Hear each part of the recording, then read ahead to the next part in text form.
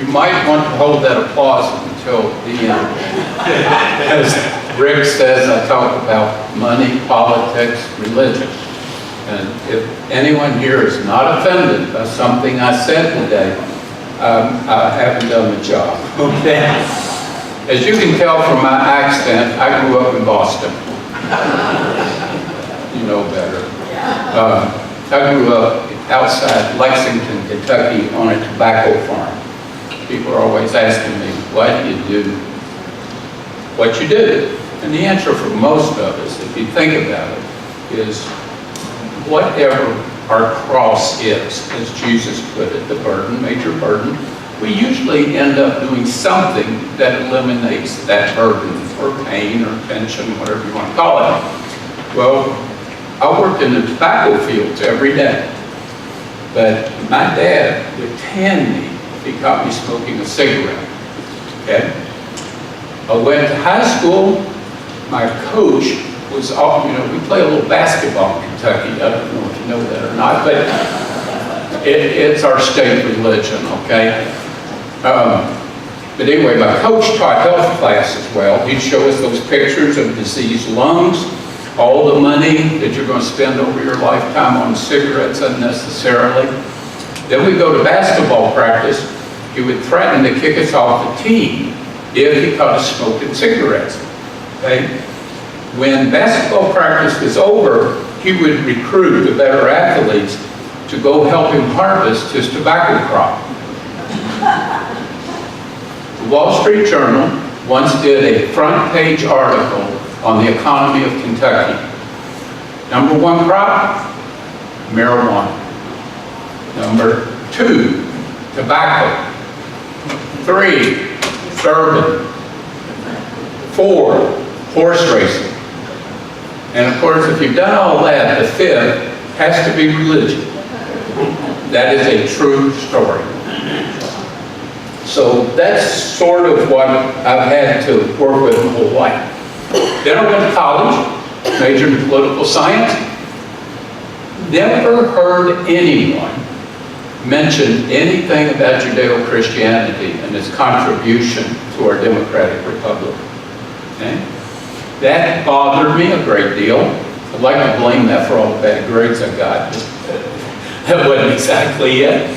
But because when I was growing up, we were Southern Baptist fundamentalists, tiny little country church, about 60 members.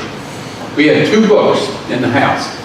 Mom and Dad had a big old Bible, and Gary had a big old book of Bible stories. I still have that. It's tattered and torn, fallen apart, because I love to read. When they told me to go to bed, I'd get under the covers with a flashlight and read until midnight. Just curious, but most of it, I think I have sort of a biblical worldview as a result. And of course, then I went and spent 40 years on Wall Street. And you virtually never, ever hear anything about religion on Wall Street. Actually, you do hear about religion, it's just not Judeo-Christianity. So, I started to go to seminary. I was Episcopalian at that time. Church asked me what I wanted to do, and I said, I want to do this.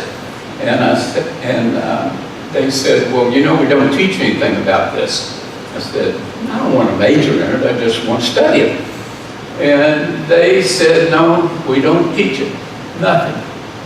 Can you get a class in it? I looked at the 12 guys on the board examining me, and I said, you do know that this was a favorite topic of Moses and Jesus.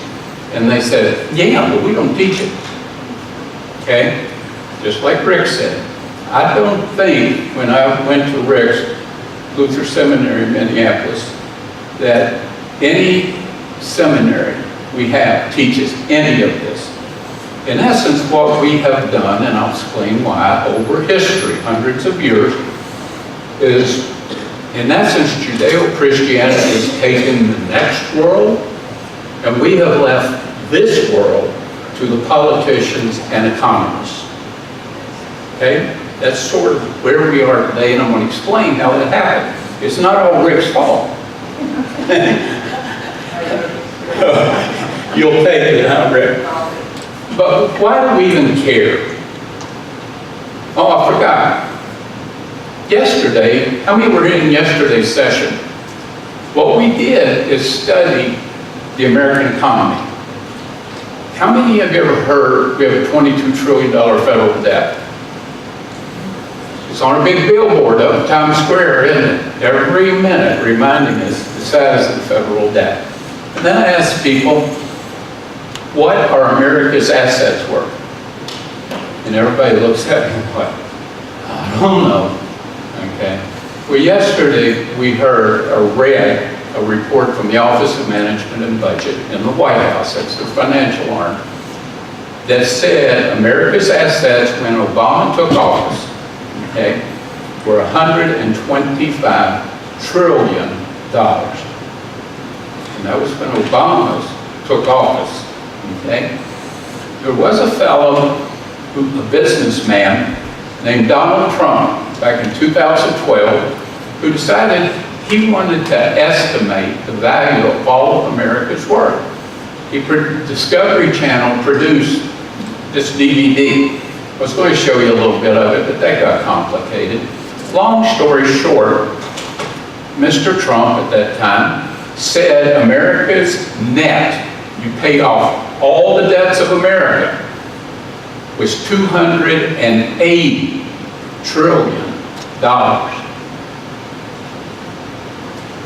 Now he tends to estimate such, or overstates numbers quite a bit, okay? But realistically, I would say if you cut that in half, you're going to be pretty safe. White House is the lowest estimate, World Bank, and then Mr. Trump. But somewhere probably in the 130, 140 trillion after all debts are paid off. Okay? Why is that important? I'm going to make a political comment here. Should tell you I grew up Republican and am now a registered independent. Okay? I've got no dog in that fight. Okay? I just want you to understand. Mr. Trump has long been known, President Trump, as the king of debt. He likes to call himself that too. Mr. Trump has always worked on what's called OPM, other people's money. He puts into all of his projects the very least he can and gets other people to take the rest. But he always asks for a part of the return just to put his name on a project. That's sort of his business strategy, okay? Now, in America, however, the problem is you got the GOP conservatives who since 1990 have been crying and crying and crying about federal debt. The book of the year in 1992, the year after my first one came out, was this book written by a friend of mine named Larry Burkett, now deceased, who was on 1,000 conservative Christian radio stations. This book, in essence, says that within a couple of years, the U.S. economy would implode. Just implode, okay?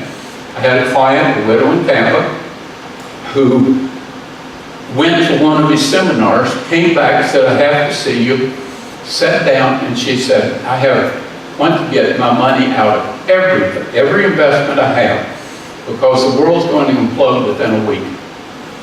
Okay, the problem was, back then, we had 7-day settlement, which meant if you sell something, you don't get your money until 7 days. That created a bit of a problem. Okay? This book has influenced tens of millions of Christians, whether they recognize it or not. Okay? It went so far, remember Robert Schuller in The Hour of Power? I wrote my next book that explained why everything in Larry's book was wrong. Okay? Bob's assistant minister was a former Miss America who loved to read about financial stuff. She happened to pick up a copy of my book, gave it to her husband, and he read it, and he gave it to Bob. Bob read it and called me up and said, I want you to be on The Hour of Power as my featured guest. It was great. I went out there. And he said, that stuff about federal debt you've been saying is kind of weird. He said, will you tell a little bit about it, put it in human terms? I said, sure. Went on the air, explained the federal debt. I thought, finally, in the context of our assets, finally, I have gotten the riches of America out public. Okay?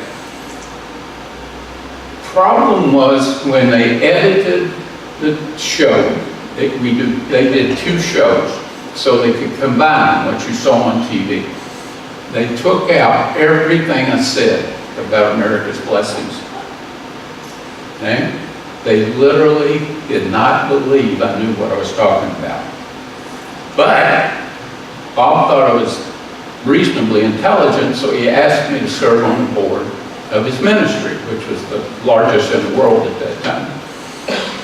And so I did. Told him some financial stuff to help his ministry. Bob always, just like Donald Trump, if there was a spare nickel, he thought he was doing something wrong. Okay, he usually ran about 3 months behind in paying the television stations, and that was just a business strategy. A lot of businesses do that. Anyway, he paid no attention to what I said again. And when the place was going bankrupt, I guess you know it went bankrupt, he came to my hometown and asked me to come run the ministry. And I remember saying, Bob, what did I ever do on your board to convince you that I'm a lunatic? He just chuckled. And he knew I wasn't going to come out and get involved in that mess. He never paid attention to me anyway. So anyway, I want you to, let me tell you another story. A year and a half ago, Christianity Today called me. I'd done some writing for Christianity Today.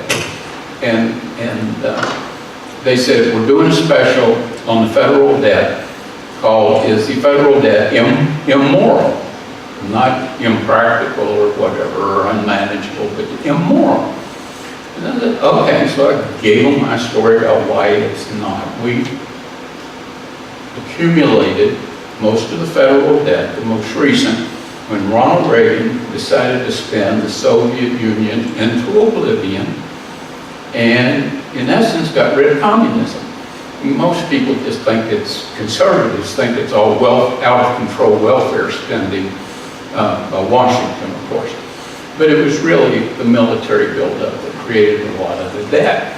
Cutting taxes, kind of like today, wanting more defense, like a wall. Okay? Conservatives are always in favor of protecting what we have. I'll tell you where that idea comes from. But anyway, there I was, the only guy, saying, it's okay, it's not a burden on our children, grandchildren, unless we continue engage in this without having a Cold War to fight, okay? So I haven't exactly been successful in getting the message out. The irony of that, of course, is, does our Bible ask us to count our problems or our blessings? Our blessings. Yet here are tens of millions of Christians, including Mr. Positive Thinking, Robert Schuller, who is focused entirely on the negative side of America's balance sheet. They don't put a clock in Times Square to tell you we got this much richer today. And the reality is as the federal debt has grown, which I always put a big chart up, America's assets have grown 4 times as fast. 4 times as fast. But you don't know that because nobody tells you. So I'm kind of hoping the church will tell people one day, please excuse this, I take a heart medicine that dries my mouth out, and sooner or later I won't be able to talk without that stuff.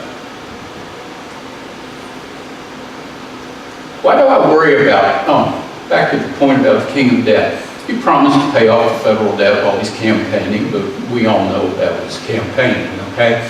This year we'll run the largest deficit in the history of the country, $1 trillion.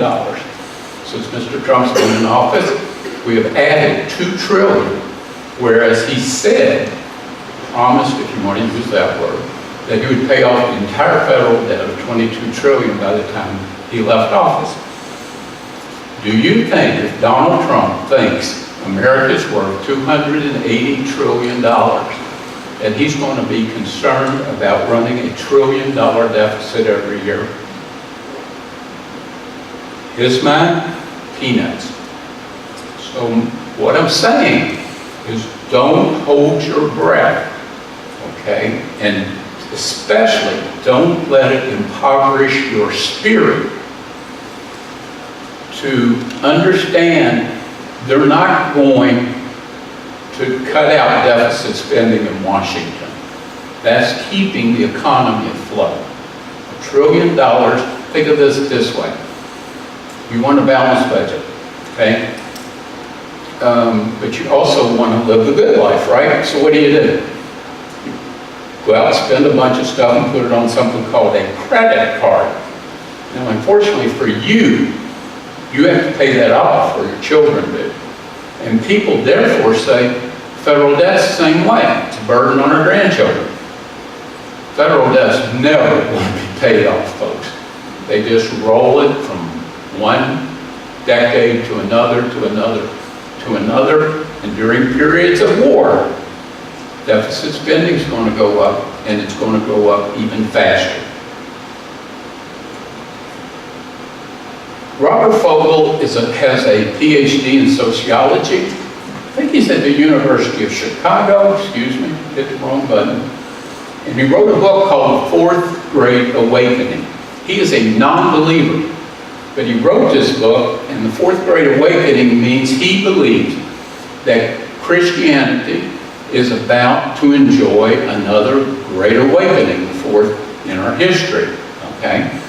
And he says that's important because one cannot understand current political or ethical trends or properly forecast future economic developments without understanding the cycles in religious feelings in American history. That's how important Nobel laureate believes religious thought is in America. When I say Moses, Marx, and Milken, I like the alliteration of the three M's, okay? Here's what we're really talking about, folks. Up here in the transcendent is what we call Moses. You should understand that what most Christians think of in the rules that we believe in, the laws or whatever, comes from Moses when it comes to economics. Jesus had a very simple economic plan. It was, give whatever you have to the poor and come and follow me. There is not a huge market for that philosophy in America. There is not. And if you read so-called Christian financial books, almost everything you will read is actually the Mosaic Code, the law of Israel, as conveyed by Moses. Okay? Down here is secular thought. This really could be labeled Plato. Okay? Over here is what I call Milken, who was a disciple of a lady named Ayn Rand, whom I'm going to talk about quite a bit today. Who has heard of her or read her? How many has read her and kind of studied her? Everybody was supposed to read Atlas Shrugged in college, you know, but it was a big book. Okay? So I read this little thin book of hers called The Virtue of Selfishness.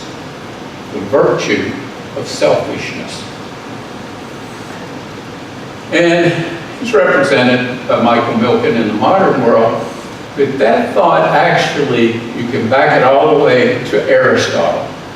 Okay? Plato on the left, probably the first world communist, what we call communist. Aristotle over here on the right, who was the exact opposite. And yet we think of them as being the same philosophers. Aristotle's thought went up into ancient Rome and became what we call conservatism today, maybe even libertarianism.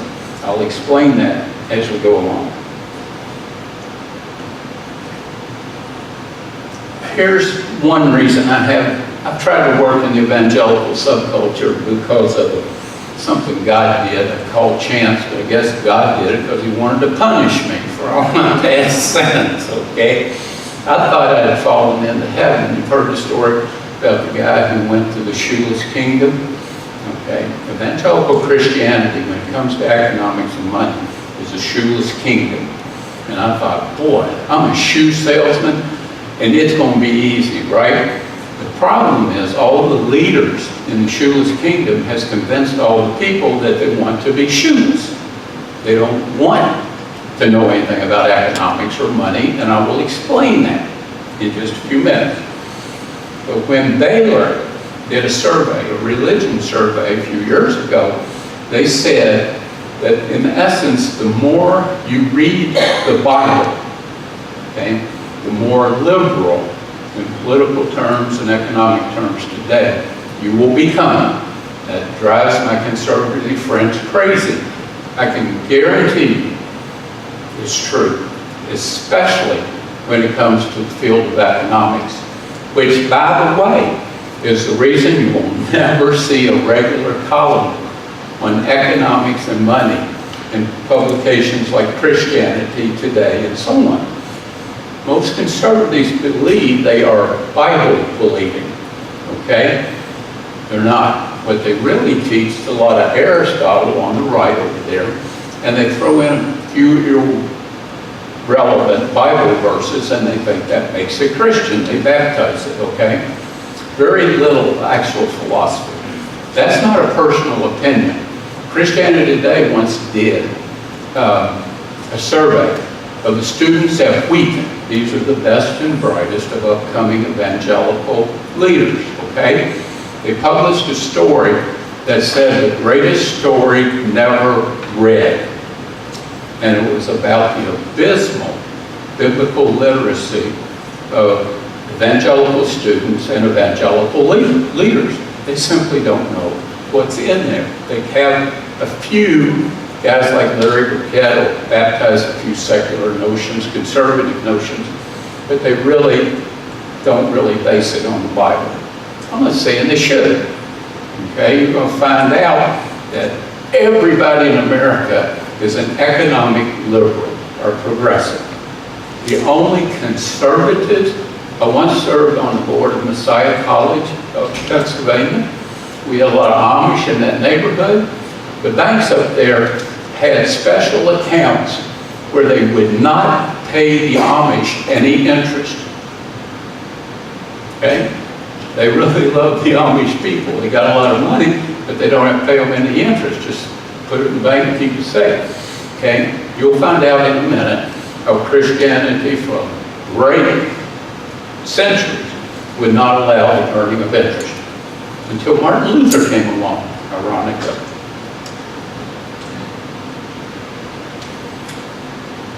Here is one of the liberal, okay, verses that they never talk about. Larry Burkett wrote a book called Business by the Book, in which he supposedly explained all the biblical concepts of economics and personal finance. It did not include any of the verses I'm about to show you in the passages. But anyway, Numbers 26:54 says, God told Moses that the promised land was to be distributed according to the relative size and needs of the various tribes. In this way, socioeconomic equity was ingrained in the very DNA of Israel's agrarian economy. Do you understand what I just said? Okay? He sought to make everyone equally wealthy. We call that egalitarianism in today's world. Okay? If you listen to the campaigns coming up, you're going to find out that Bernie Sanders, Elizabeth Warren, and all the people on the left want to do something to take money from the very rich and give it to the poor and middle class, whatever. Okay? That is a reflection of this particular concept. Also, Understand this, every 50th year is what we call Jubilee, okay? You could have lost your land, gambled it away, whatever, but Moses said every 50th year, if you lost your land, you get it back. What would that do? That would keep the egalitarian philosophy going for a long, long time in Israel. Here's a concept we call social responsibility today. Exodus 21:28, and I've never seen this quoted by anybody in religion. If a bull bore someone to death, it is to be stoned, but its owner is not to be punished. Now get this, but if the bull has been in the habit of attacking people, and its owner had been warned, but did not keep it penned up, then the bull is to be stoned, and its owner is to be put to death also. In other words, hurting a neighbor for economic gain on a habitual basis was a capital offense. You'd be killed. Okay? What do you think that did when I understood it to a Kentucky boy who grew tobacco for cigarettes his whole life? And kind of hit my knees for a while, okay? Part of the reason I do what I do. This ethos of looking out for your neighbor, please understand this, is so central to Judaism. Jesus summarized it by saying what? Love thy neighbor as thyself. We just don't think of it in economic terms, okay? But it's there. This was repeated if they owned a house. They like to sit up there in the evening where it's cool. Moses said, make sure you put a railing around that roof, okay? Because if your neighbor falls off while he's up there, we're going to hold you responsible. It's kind of like if you have a swimming pool in your backyard, what are you required to do? Fence it or put a screen around it so the neighbor's kids won't fall in your pool. That goes all the way back to the thinking of Moses. Okay? The king is not to have a large number of horses for his army. What's he doing there? Limiting military spending. Okay? Now, how do you define many? One of the problems. Okay? There's no saying that when God tells you to feed the poor, He doesn't give you a lesson in cooking. Okay? You got to think a little bit about what goes into the pot, but He gives us general principles. One thing I can assure you, it is not, is for the United States to spend more on military spending than all the nations in the world combined. Which is why, of course, you will never see that thing about the king having many horses for his military. Big problem, early Christianity, Judaism, and so on. For Christians, lending money at interest was a sin. A sin. Usurers, people who lent money at interest, had been excommunicated by the Third Lateran Council in 1179. Even arguing that usury is not a sin had been condemned as heresy by the Council of Vienna in 1311 to 12. Christian usurers had to make restitution to the church before they could be buried in a Christian graveyard. If you ever, not long ago, had dinner with a friend and her mother, okay? Her mother is what we call a Bible-thumping conservative, okay? And she says, I believe everything in the Bible. This is over dinner. And therefore, I'm a really good Christian. Okay, that was her worldview. And I said, no, ma'am, you're not. And she said, what do you mean? I say this in a nice way. I said, do you believe in earning interest on your money? Well, of course, God wants us to earn all the interest we can. I said, well, that's okay to believe that, but that's not what the Bible says. Over and over the Bible. This is why the banks in Pennsylvania have special accounts for the Amish folks. Another concept. The wicked man borrows and never pays back. If you listen to conservative Christian radio, they will tell you that's about your credit card debt. It's not. Okay, what they were getting at is relatively affluent people who might owe people money, okay, never paying it back. It doesn't mean under extreme circumstances or whatever, dire circumstances. It's just, we don't want you to make a habit of this, just like the bull thing, okay? Problem today, of course, is that our president, Ivanka Trump, was on TV one time explaining Donald's business genius, and the guy asked her, he said, but what about his 4 bankruptcies? And she said, oh, that's not Donald. Those are his companies. And that's just a business philosophy of Donald. There are a lot of people here in Florida who consider bankruptcy to be a business strategy. That's in essence what the Bible was not wanting us to do. Why? Not only do we hurt people from whom we borrowed the money, but it damages the reputation of our faith. My sister's an attorney, was a bankruptcy attorney. Over Sunday lunch one time, she told my family, she said, when people come to me with debts, I just tell them to declare bankruptcy. Who cares? Doesn't hurt anybody. I said, sis, what about the people who loaned them the money? You know what she said? Geez, never thought of that. She clerked for a federal bankruptcy judge and had been through law school, been to church every Sunday of our youth, and she still had not thought about the people who lend money and why the Bible taught us this. Here's, if I could summarize the whole Judeo-Christian approach to economics, it would be this. 1 Corinthians 10:24. St. Paul, no one should be looking out for his own interest, but for the interest of others. What do we call that day in the business world? Any business guys here? It's called being client-focused. Okay?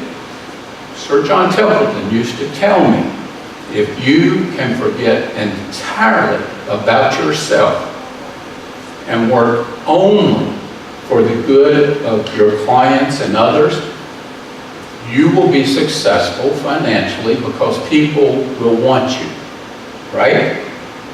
How many of you would go to a stockbroker who basically said, I don't care about you, I want to take care of myself? No one would hire a broker, right? Okay. But I'm going to tell you why brokers may advertise that, but they don't believe it in just a minute. I want to move to the after post-biblical period. Very little changed for quite a while, 1,500 years or so. Came to the Protestant Reformation, which was led by our